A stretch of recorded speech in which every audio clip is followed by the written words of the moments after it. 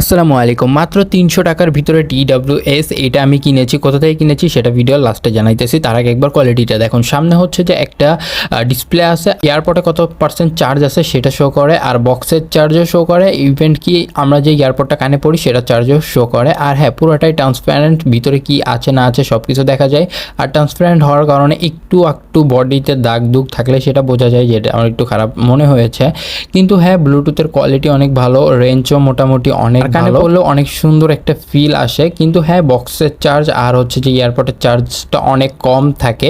একটা এয়ারপডের চার্জ আপনি যদি টানা 1.5 ঘন্টা ইউজ করেন মিডিয়াম সাউন্ডে, 1.5 থেকে 2 ঘন্টা মতো ইউজ করতে পারবেন মিডিয়াম সাউন্ডে একটা এয়ারপডস।